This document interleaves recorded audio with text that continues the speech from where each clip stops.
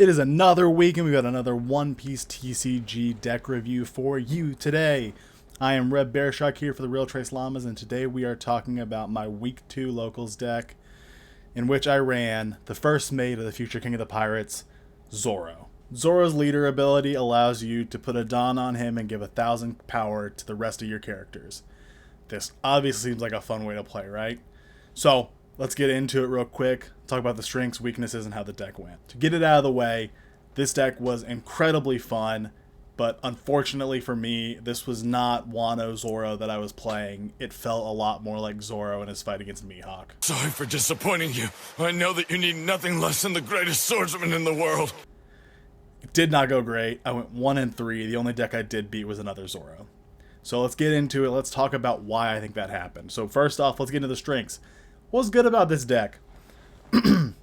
We ran the Rush Monster Trio here. We had Rush Luffy, Rush Zoro, as well as the Sanji card that allows you to pay 2 Dawn, or attach 2 Dawn to him to get Rush. So this deck is all about speed. If you're not getting life taken away immediately, you're going to have a bad time. So these 3 cards really help you do that, right? You get Luffy out with a 5 cost. He gets Rush immediately, and you can attach a 2 Dawn to get him so they can't be blocked.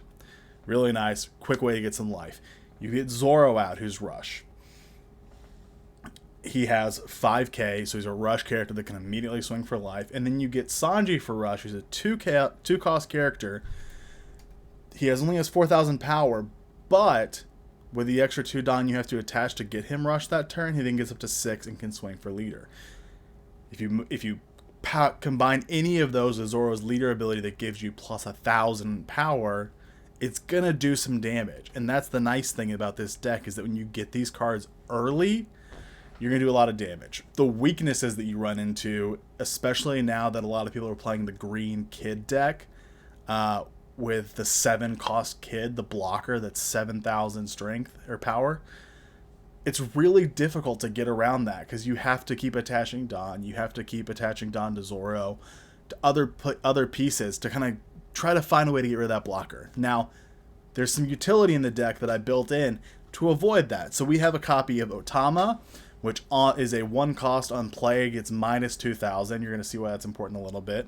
There's a couple copies of Round Table, which take 10,000 power away from a card, which basically, the only card that's going to be left with any power after that is the 10 cost Kaido.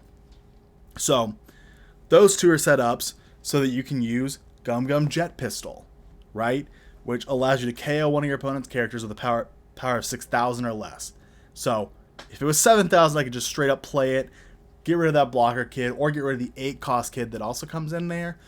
But unfortunately, it's not that powerful. So you need Otama, you need Round Table, you need something to kind of chip away at that power.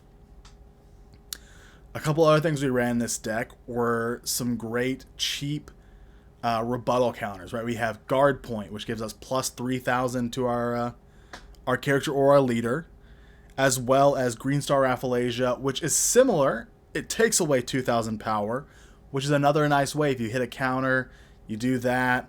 The only problem is it's a counter, so you can't then immediately play Jet Pistol because it's not your main turn anymore. So it's still nice because it's another way to kind of protect your characters, and you can kind of play mental games, right? If you're like, oh, I only need 2k to survive this, I'm going to play Rafflesia versus Guard Point.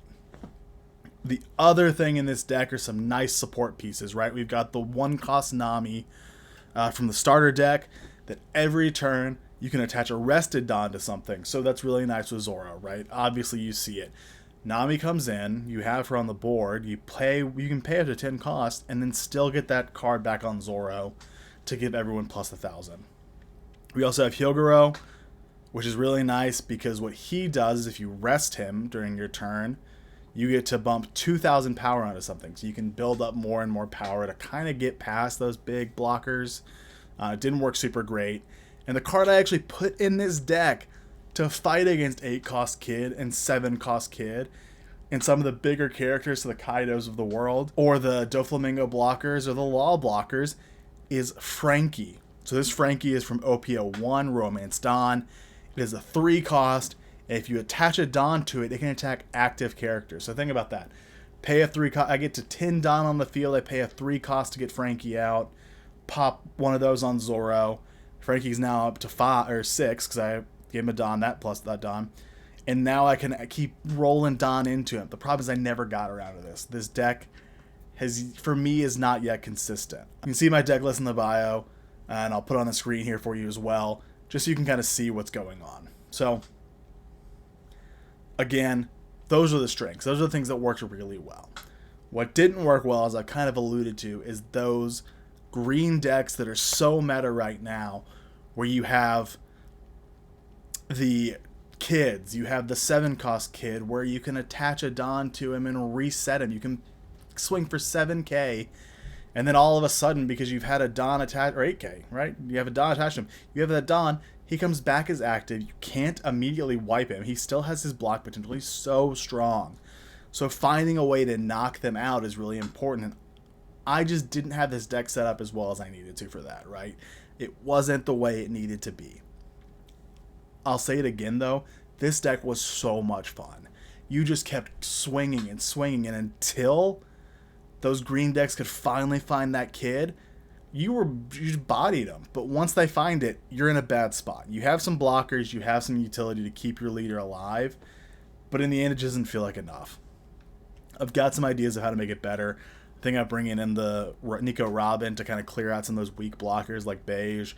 I've got thoughts about using the OPO1 Nami that I've heard good things about in this deck. It's a really fun deck. I really recommend it. Maybe working it out and trying to figure it out. Because again, with red, you just sprint. And this deck is meant to sprint, and that's what Zoro does best. So we've talked about the good. We've talked about some of the bad. I'll go over what decks I played against this week and how it went. Like I said, I played 2 sets of Kid. They were basically running the similar deck, if not the same deck. I didn't do horrible. It came down to 1 life for them, and I was out of life. And there's nothing I could really do to stop the damage. Because I was attaching Don to try to get around that blocker. It just wasn't hitting it for me. And the other 2 decks I played, one was a Zoro. That Zoro I did beat. I had 2 life left on that one. And we were both in the kind of the same position. You know, once you get them rolling, it's really hard to stop. And the other deck I played was Kaido. The regular purple Kaido. It actually went fairly well. Again, down to one life card left. So I wasn't getting just blown out of the water here. But the problem is I just couldn't get it fast enough. So I'm thinking ways to search out Straw Hats, things like that would probably be helpful in this deck. I did have the Sabaody card, like 2 years at Sabaody, which lets you look for Straw Hats. And the one time I pulled it where it was like, oh, I need this so bad. I pulled 5 cards that did not have Straw Hat on them, including a Rush Cavendish. And I was like, man, these all have to go to the bottom of my deck. That's a bummer. The other thing I will say real quick, I ran Rush Cavendish. Don't like it. I don't like paying for life because I think that's really what hurt me. You know, I put Cavendish on the field and I think I maybe got a swing in. I think I took 1 life the one of the 2 times I played it, and it didn't do it for me. I'm sure that mechanic is great. I'm sure it's going to work out well in the future of One Piece. I'm excited to see where it goes. But losing life just feels a little too strenuous when we're in this set of the meta. Thanks for watching the video. We've got another one coming next week. I am going to my locals this week as well, hopefully coming out with a better deck. I'm playing a blue and purple Kaido that I am so excited about. I have spent the time thinking, trying to decide how to avoid those, big blockers that green has, as well as those resetting cards. And I've also thought about how do I keep myself alive for red long enough. I'm really excited. I hope it's going to be an awesome video for you guys. Regardless, I'm going to share the deck list with you. So again, check out the deck list in the link in the bio. Thank you for watching. Thank you for coming back. We're going to do more One Piece content, more trading card content. If you guys want to let us know what you think about this content, please let me know. I want to hear the comments. I want to see what we can do better. And let me know what your favorite card in this set, what your favorite leader is so far. And if there's any decks you think I should try. If you think I need to come out here and run out with Uta and see what that does for me, maybe play a big vanilla deck. Or if you think, no, I think that King is the meta right now, let me know. I'll see if I can make a deck and see what it does. Join the Alpaca. Thank you for watching. Please leave a comment, like, subscribe. And we are so excited to bring you incredibly average content where you can try your best just like we do. Thanks.